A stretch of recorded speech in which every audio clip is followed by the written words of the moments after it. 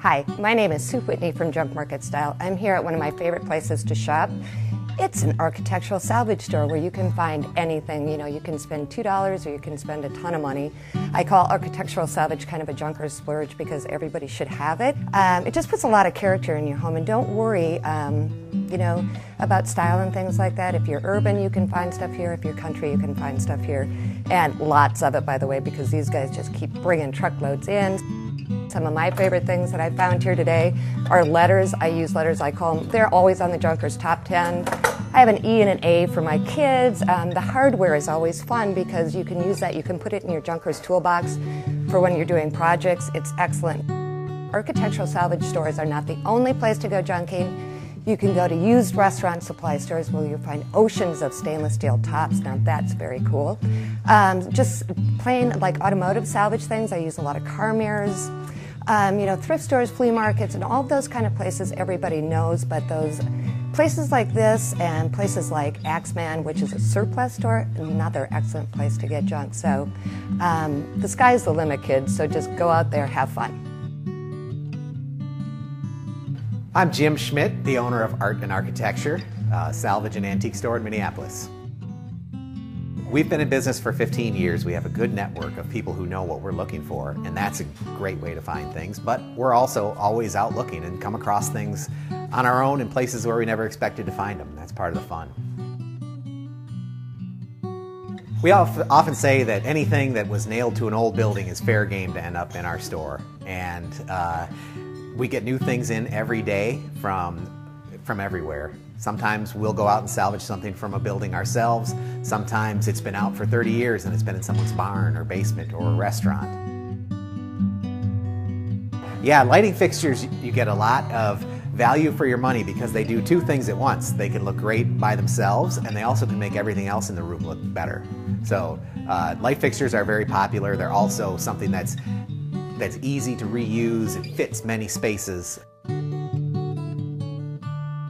It can be a challenge. Luckily, these are the things that really can form a strong bond with people. It really can take their hearts and be the piece of their dreams. So sometimes people go to great lengths to make things work. Other times they come in here with their dimensions and a tape measure and walk out with exactly what they needed. One interesting thing is that people often don't know exactly what they're looking for when they come in the store. A lot of times they've never quite seen it. They can imagine a light fixture for their 1920s house, but until they see the unique one that we happen to have hanging up right over here, then the light bulb goes off and they know this is what I want. And so people come in here with an open mind. They're not just bringing in a page out of the catalog and saying, this is the model number.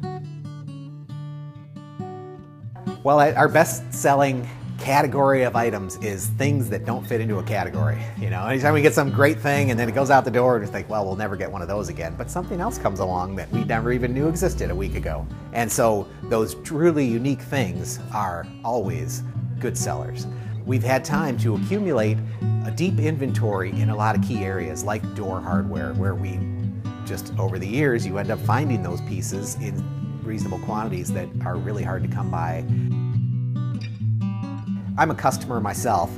When I'm out buying stuff for the store, it's almost, sometimes I have the same feeling that customers come in the store when they see a piece here and they say, oh my gosh, that's beautiful, I've got to have it. And that's what happened to me when I bought the piece and brought it in here.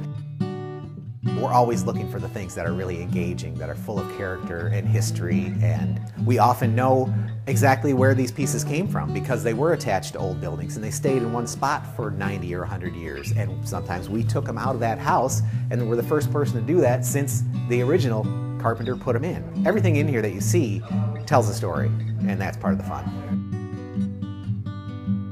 We try to have things that you can take home and use right away. Sometimes there's a degree of refinishing or customizing it to make it just fit your space. We try to get things that are in good enough shape right now that they don't need a lot of restoration. Now that we've taken you through kind of how to shop for stuff in the rough at the architectural salvage store, I'm taking you upstairs and we're going to show you or give you a sneak peek at an urban event called occasional sales. A lot of people think you have to go way out in the country to find junk, but there are people like me and other people who bring it to you. And we teach you or show you how to style with it. I'm going to show you some probably very unexpected things, and that's what I like to do. I have you in this hallway of the 6,000 square foot live to work loft. This is one of my favorite places because it's really about the mix. It's the art of the mix. So, for instance, you might not consider taking this really kind of cool, chippy painted blanket chest from Europe and mixing it with, let's say, something from a seed separator on the farm. Junk is indigenous, so what I can find in Minnesota, you might not be able to find where you live, so kind of find your favorite pieces of junk. Don't worry about what people tell you about style. When people ask me about what my style is, I throw out 16 adjectives, so let's just call it eclectic.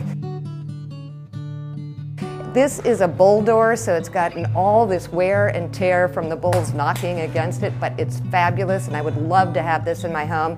And of course, the perfect mix with it is a French silk chair. Now, you find that unexpected, right?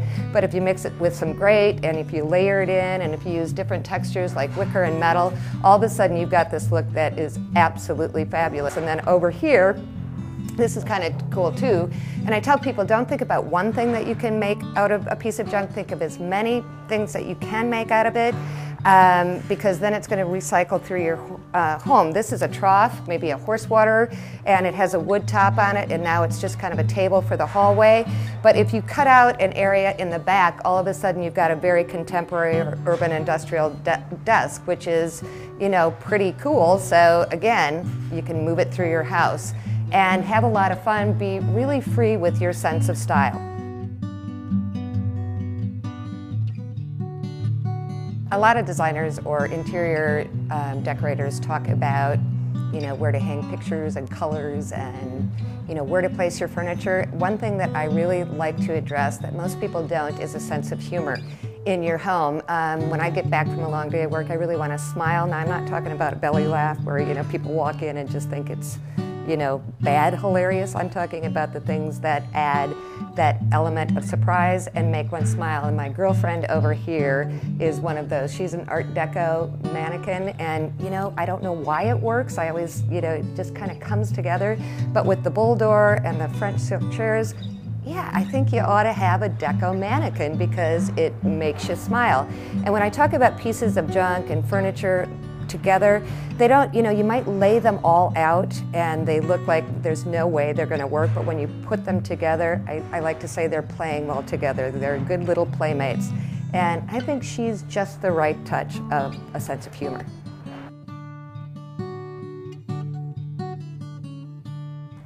Here's another great little vignette that I can use to talk about design. People always ask me, Sue, do you know immediately when you find a piece of junk, what are you going to do with it? Sometimes I do, sometimes I don't, but like these pieces are very cool, and this little area is a work in progress, by the way. But I buy them, I'm not going to put them in the garage, I'm not going to put them in a closet, because if I do that, I'm going to forget about them and my creative juices are going to go away. So what I do is kind of incorporate them into the design of my home, so every time I walk by them, I'll be thinking about what I could do, and all of a sudden the pile's going to go from 6 to 0, and they're going to get a purpose. And I do talk a lot about the 2 Ps, pretty and practical. The way we live right now, things have to work for us, so it's not just about beauty, give them a job. I want to talk to you a little bit about foundry molds, and they come in all different sizes and shapes. This is a beautiful piece of artwork if you just want to put it on the wall, or you could give it legs and do some risers on the corner and make it a very interesting table.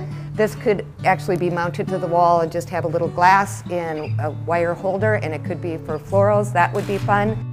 Junkers, I think, are trendsetters. They're not trend followers. We don't need to have people telling us what's cool and what's not. If we like it, and if it looks great in our home, and if it makes us happy, that's all that matters.